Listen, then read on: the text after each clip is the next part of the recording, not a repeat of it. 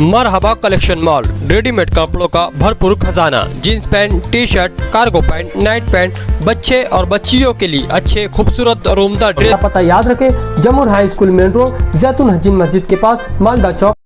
तमाम ही मीडिया के साथियों से मैं बांग्लादेशी और रोहिंग्या से मामले की शुरुआत हुई। अब बात को समझ लीजिए, बांग्लादेश और रोहिंग्या के मामले के अंदर ये बात की शुरुआत हुई, SIT बनी, कई लोग जेल में हैं, ज़मानतें रद्द हो गई। फिर एक मामला में कुछ दिनों मेरी नज़र से गुजरा कि कुछ हिंदुत्ववादी तंजीमों के कार्यकर्ताओं ने 4-5 दिन पहले एक प्रेस कॉन्फ्रेंस ली और उस वक्त तो भी एजुकेशन के मामले को रोहिंग्या और बांग्लादेशी को जोड़ने की कोशिश की गई। मैं इसकी निंदा करता हूं, मजम्मत करता हूं। हर मामले को बांग्लादेश, रोहिंग्या, पाकिस्तान से जोड़ने की कोशिश हिंदुत्ववादी तंजीमें कर रही है, मैं उसकी मजम्मत करता हूं। मैं चैलेंज के साथ इससे पहले भी कहा, आज भी बोल रहा हूं कि एक कागज़ का टुकड़ा लाओ कि बांग्लादेशी यहाँ रहते, पाकिस्तानी यहाँ रहते, रोहिंग्या यहाँ रहते। अरे SIT नहीं ला पाई तो ये हिंदुत्ववादी तंजीमें क्या ला पाएगी। लेकिन 3 तालीमी अदारे का नाम उस प्रेस कॉन्फ्रेंस में लिया गया।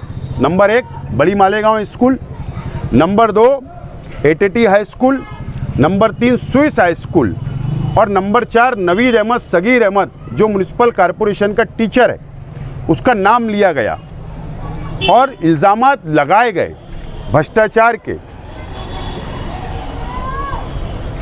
मैं आज भी गारंटी से बोलता हूं कि हमारे एजुकेशन अदारे ऐसे नहीं है।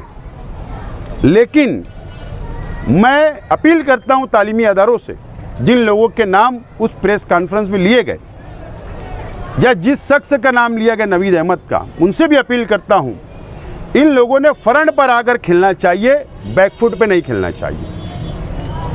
अगर कोई इल्ज़ाम लगा रहा है कि बांग्लादेशी, रोहिंग्या तालीमी उसको जोड़ने की कोशिश कर रहा है तो शहर बदनाम हो रहा है। ये तीनों तालीमी अदारे और एक नवीद अहमद ने प्रेस कॉन्फ्रेंस लेकर ये शहर के सामने साफ करना चाहिए कि हमारा ऐसा कोई काम हमने नहीं किया जो गैर कानूनी हो। ये अपील करता हूँ, क्योंकि चंद लोगों की वजह से शहर बदनाम हो रहा है, तो ये जिम्मेदारी अब उन लोगों की भी है। अगर ज़रूरत है, अगर 19-20 कहीं हुआ होगा तो ज़रूर हमारे जैसे लोग, जैसे हमने आज बांग्लादेशी, रोहिंग्या के मामले में डिफेंस कमेटी बनाई, ज़रूरत पड़ने पे मदद की जाएगी।